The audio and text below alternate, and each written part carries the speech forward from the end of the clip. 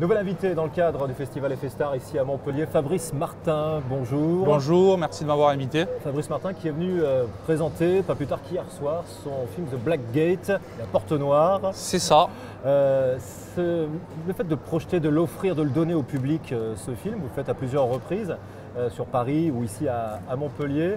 C'est l'aboutissement d'une longue histoire, d'une longue aventure, depuis l'idée du film. Tout à fait, oui. Donc j'ai commencé à écrire le scénario en 2009. On a commencé le tournage en 2010 et on était parti sur un court métrage à la base et ça en est devenu un long parce que j'avais plein d'idées, j'avais envie vraiment de faire un long. Puis j'ai commencé à l'âge de 30 ans le cinéma réellement et puis je me suis dit, je commence à être vieux, il faut que j'attaque quelque chose de, voilà, de costaud. Voilà. Et pourquoi ce déclic à 30 ans? Qu'est-ce qui s'est passé? C'était une envie. J'imagine que c'était une envie qui remontait à beaucoup plus vieux que ça, non? Tout à fait. Mon père tenait un vidéoclub en fait dans les années 80, début 90. Donc moi j'ai pu voir énormément de films à cette époque. C'est pour moi les années glorieuses du cinéma, on va dire underground, le cinéma parfois qui frôlait presque l'amateur, les séries B, les séries Z. Moi je suis un fan de ce genre de film-là et donc j'ai voulu réaliser le mien. Donc c'est un hommage au film des années 80 en fait. D'accord, voilà. film de genre. À la Dario Argento, Lucio Fulci, Sam Raimi. Il y a même une patte d'aventure à la Indiana Jones, on peut voir ça aussi un petit peu, on peut ressentir ça dans le film, voilà. Et toutes ces influences, évidemment, vous ont nourri. Tout à fait.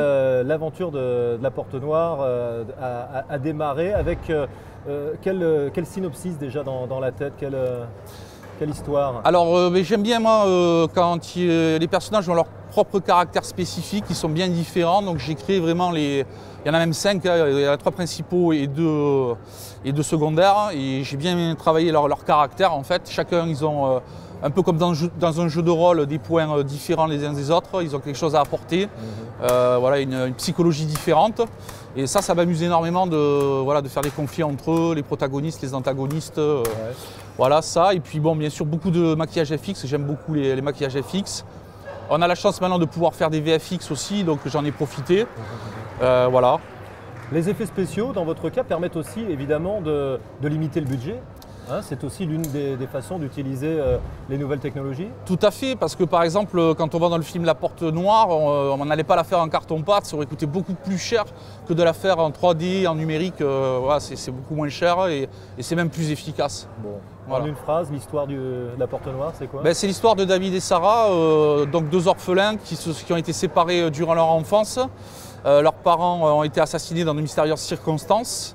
Et ils se retrouvent 20 ans après, et puis la jeune femme elle vient chercher David en lui expliquant que leur oncle leur a envoyé un livre ésotérique dont les écritures sont incompréhensibles. Et elle propose à son frère de partir là où il y a eu le lieu du meurtre de leurs parents, afin d'essayer de résoudre le mystère en fait. Voilà, ça démarre par là. Et puis, comment dire, d'un autre côté, il y a 3 bandits qui ont réalisé un hold-up et qui se rendent à ce même endroit là où il y a eu le lieu du meurtre. Et ils vont se réunir et ça va finir très mal, quoi, voilà. C'est important pour vous, évidemment, les réactions du public à chaud, comme ça, comme hier soir. Vous avez quelle sorte de retour? Alors, il y a des spécialistes souvent, puisque vous projetez dans le cadre de festivals, la plupart du temps. Donc, on vous a parlé effets spéciaux hier soir. On vous a demandé un petit peu comment ça s'était réalisé, tout ça? Oui, tout à fait. Il y avait donc David Scherer et puis Léo Leroyer qui sont sur... voilà, c'est des professionnels du cinéma. Donc, David Scherer au maquillage. Il a à son actif plus de 650 films. Et Léo Leroyer à la pyrotechnie. Voilà. D'accord. Alors, j'ai envie de dire, pour vous, ce film, c'était une sorte de laboratoire finalement. Vous avez tenté plein de choses. Tout à fait. J'ai tenté le maximum de choses exprès pour expérimenter et essayer de m'améliorer pour en faire un second bien plus carré, avec une production derrière.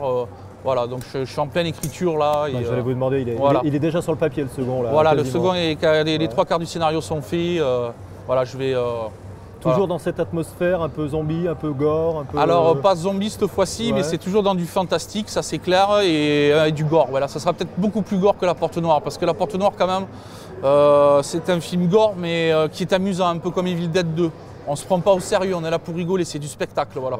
Et toujours avec cette idée de film vraiment d'époque, des années 70, vous gardez ça en tête, vous voulez C'est votre patte quelque part que vous mettez sur la pellicule là aussi. Tout à fait, et puis je pense que c'est à la mode hein, quand on voit la série la Stranger Things. Ouais. On revient à fond dans les années 80 parce que le cinéma d'Hollywood à l'heure actuelle est en train de saturer. On fait que des blockbusters. Ça marche, mais je pense qu'avec le temps, ça va être oublié. Tandis que les films des années 70-80, on ne les a pas oubliés. Ils sont encore présents, les Goonies, Star Wars et tutti quanti, quoi. Ce serait séduisant pour vous, une histoire, justement, vous parliez de Netflix, hein, une histoire à épisodes comme ça, pour la télé spécialement? Alors, je pourrais le faire, mais je ne suis pas trop fan. C'est vrai que moi, j'aime bien, je préfère plutôt le vrai cinéma que les séries télé. Mais bon, je reconnais que les séries télé font fort maintenant, quoi. C'est la mode. Ouais. Mais je ne pense pas que voilà, ça trop ma tasse de thé. Je préférerais rester dans du court ou du long métrage, quoi, voilà. Quel est le son ou quelle est la leçon que vous tirez du premier tournage par rapport au second qui va suivre? Ne plus faire de long métrage seul sans producteur.